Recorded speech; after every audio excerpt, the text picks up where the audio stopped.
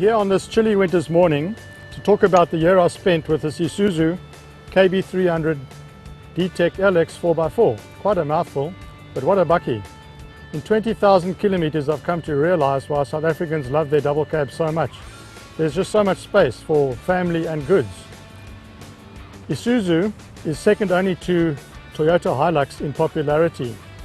The reason for this popularity is twofold: durability and reliability. This new generation KB is larger than the previous gen. This is fine because you've got more interior space and more load space. However, with this size of vehicle, parking becomes a problem. Still, Isuzu have fortunately fitted parking sensors, so that does help a lot. The Mystique General Motors approved canopy is very stylish and functional.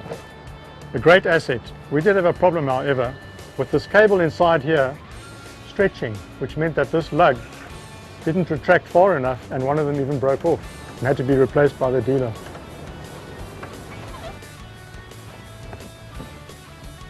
Interior space is much improved over the previous KB, especially legroom in the back. Seat comfort is great, and look, I can even wear a hat. Instrumentation is functional. The sound system is fairly basic, but at least the volume control knob is on the right hand side, which is far more practical than the opposition.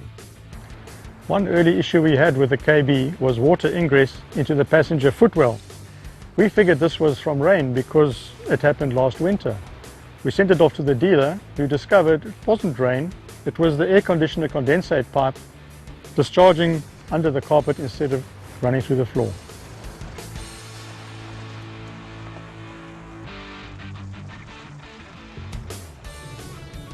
Power-wise, we're talking 130 kilowatts and 380 newton meters of torque from this 3-litre turbo diesel.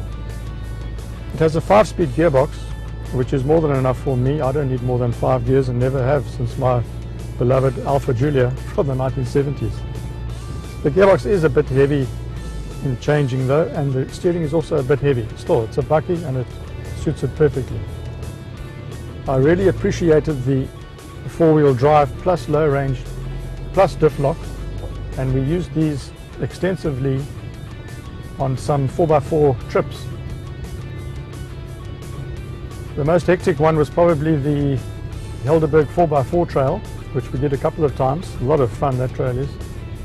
I also went to the Namaqualand National Park up the west coast, where I had to do 20 kilometers of soft sand driving. I used second gear, 4-wheel drive, no diff lock, no deflated tyres, and the car performed perfectly. I did about 40 kilometers an hour.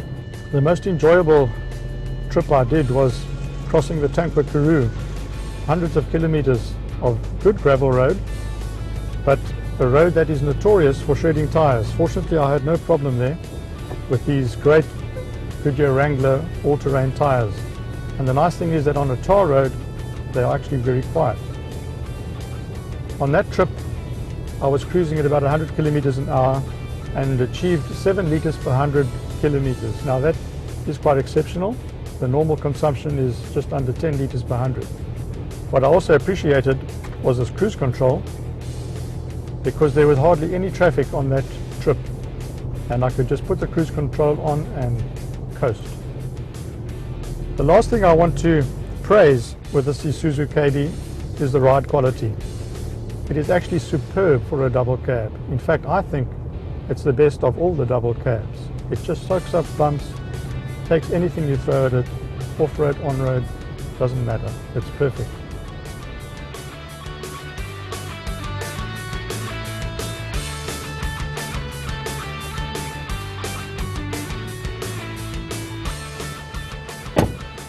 The Isuzu KB's main competitors are the Volkswagen Amarok, Toyota Hilux and Ford Ranger. Which one would I choose? Well, for me the most important thing is long-term reliability. And for a lot of people, including myself, that comes to two: the Hilux and the KB.